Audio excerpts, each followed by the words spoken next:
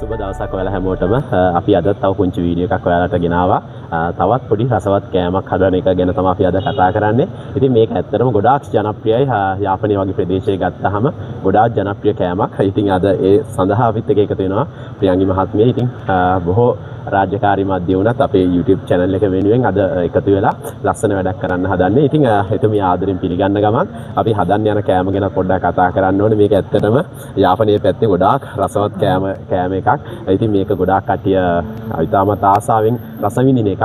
ඒත් එක්කම අපේ ආයතන වලත් ගොඩාක් මේක වැඩිපුර හදන කෑමක්. ඉතින් මම ආසයි ඉතින් පියංගිනි ස්කීම්ම දැනගන්න මේ කෑම සම්බන්ධව සහ මේකට අවශ්‍ය දේවල් ටික මොනවද කියලා.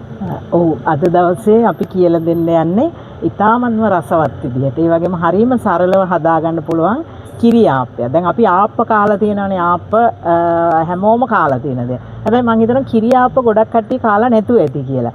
ඒ නිසා තමයි මේ කිරි ආප්පයක් හදන විදිය කියලා දෙන්න හිතුවේ. ඉතින් මේකත් හරිම සරලයි. ඔබට අලුත් ව්‍යවසායක් විදිහට මේක පටන් ගන්න පුළුවන් දෙයක්. මොකද දැන් මේක ගොඩාක් අපේ ලංකාවේ ජනප්‍රිය වෙලා නැහැ. එහෙනම් ඔබට පුළුවන් මේක ලංකාව පුරා හොඳ ජනප්‍රිය කරන්න පුළුවන් ආහාරයක්.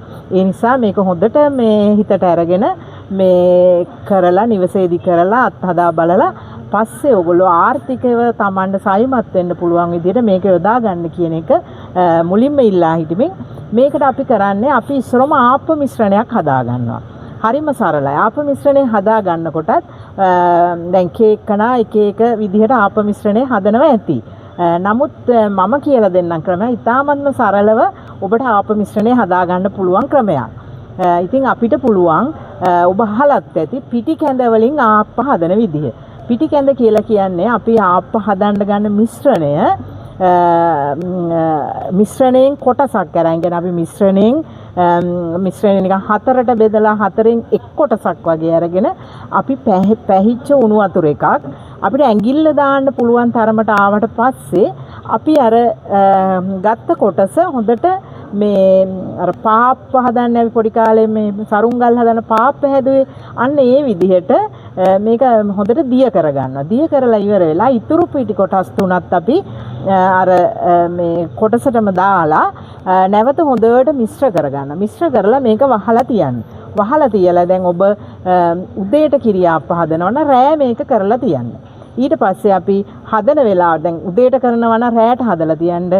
රෑට ඔබ ආප්ප හදනවා නම් උදේ මේ විදිහට අනලා තියන්න.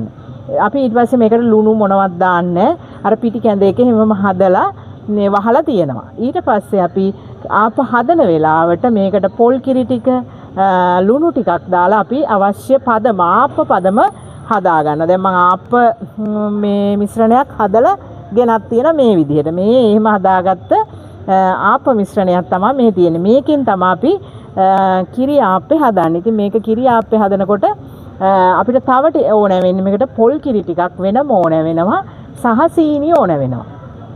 ඒ ටික තමයි ඕන වෙන්නේ. ඉතින් අපිට පුංචි දේවල් ටිකක් තමයි මේක ඉතින් ඕන වෙන්නේ. ඉතින් හැමෝම මේක ගෙවල් වල කියන මේ ආප්ප කියන දෙක හැමෝම කන්න කැමති දෙයක් නේද? ඉතින් මේක හරි රසවත් දෙයක්. ඉතින් මේක තව ටිකක් අපි වැඩි දියුණු කරලා තමයි මේ විදිහට අපි මේක ගොඩනංගගෙන තියෙන්නේ.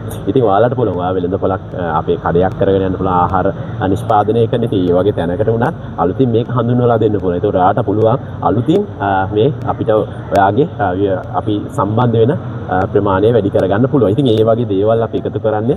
ඉතින් මෙන්න මේ වගේ දේවල් ඔයාලා කරලා බලන්න ඕනේ. ඉතින් ඒකත් එක්ක ඔයාලගේ ව්‍යාපාරය වැඩි දියුණු කරගන්න පුළුවන්. ඉතින් මිස් දැන් අපි ඒ ටික අවශ්‍ය ටික අපි හදාගත්තා. අපි ඊළඟට මොකද්ද කරන්න යන්නේ? ඊට පස්සේ අපි දැන් ආප්ප මිශ්‍රණය හදාගත්තට පස්සේ අපි ආප්ප හදන්න හොඳට තාච්චියක් හදා ගන්නවා. පදම් කරලා ගත්ත තාච්චිය අපිට තියෙනවා. ඊට පස්සේ අපි කරන්නේ ආප්පේ මේ තාච්චියට වක් කරනවා. වක් කරලා ඉවරලා වක් කරන්න කලින් අපි මේ අර පොල් කිරි ටිකට සීනි ටික දිය කරලා හදා ගන්නවා. ඊට පස්සේ අපි ආප්ප මිශ්‍රණයේ තාච්චියට හොඳට වක් කරලා ඉවර වෙලා මේකේ මැද අපි ගොඩාක් දාගන්නේ නැහැ. ඊට පස්සේ අපි මැදට කරන්නේ අර පොල් කිරි සීනි දිය කරගත් එක මැදට ටිකක් වක් කරලා මේක අර පියනකින් වහනවා. වහලා අපි ආප්ප හදන වෙලාවට මේක තැම්බෙන්න තිබ්බාම ඊට පස්සේ අපිට කිරි ආප්ප එකක් හදාගන්න. අපි දැන් හදන විදිහත් ඔබට මම ප්‍රායෝගිකව කියලා දෙන්නම්. ඔව් ඒ කියන්නේ ඉතාමත් පහසු දෙයක්. ඉතින් අපි වෙනද හදන විදියම තමයි පුංචි වෙනස්කම් ටිකක් තමයි අපිට මේක කරන්න ඉතින්. ඉතින් ඔයාලටත් ඉතාමත් පහසුවෙන් මේ දේ හදා ගන්න පුළුවන්. අපි ඒකත් හදලා ඊටු ටිකක් අපි කතා කරමු. දැන් අපි මේ රසම රස කිරියාප් එකක් හදන්න තමයි යන්නේ. ඉතින් දැන් මම මේ විදිහට ආප මිශ්‍රණය හදලා තියෙනවා. ආප මිශ්‍රණය මේ වගේ අරන් ඔබ මෙතෙන්දි විශේෂයෙන් මතක තියාගන්න අපි මේකට සීනි පාවිච්චි කරන නිසා මේ වගේ නන් ස්ටික් තාච්චියක් තමයි පාවිච්චි කරන්න ඕනේ. අනිත් තාච්චි වල ටිකක් ගැලවෙන්න හොර වෙනවා. ඒ නිසා අපි මේ නන් ස්ටික් තාච්චියක් පාවිච්චි කරලා මේකෙදී ආප් එක ඉස්සරෝම දාගන්නවා මේ විදිහට. අපි මේ ආප් එක දානකොට මේ ආප් එකේ මැද වැඩිය තියන්නේ. දැන් මේ විදිහට දාලා අපි මැද ගොඩක් තියන්නේ.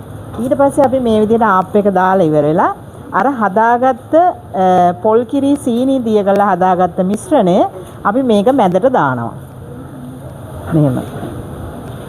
මැදට මේ විදිහට දාලා ඉවර වෙලා අපි මේක වහනවා. ඊට පස්සේ අපිට මේක අර નિયમિત වේලාවට ආප් එක තැම්බුණාට පස්සේ අපිට මේක ආහාරයට ගන්න පුළුවන්. ඉතින් මේක හරිම රසවත්. අපි බලමු මේකේ රස කොහොමද කියලා. දැන් අපි බලමු අපේ කිරියාප්පේ හැදිලාද කියලා. ඔව් දැන් මේ අපේ කිරියාප්පේ ගානට ඇවිල්ලා තියෙනවා. දැන් මම මේක දැන් මේ විදිහට හැදිලා තියෙනවා.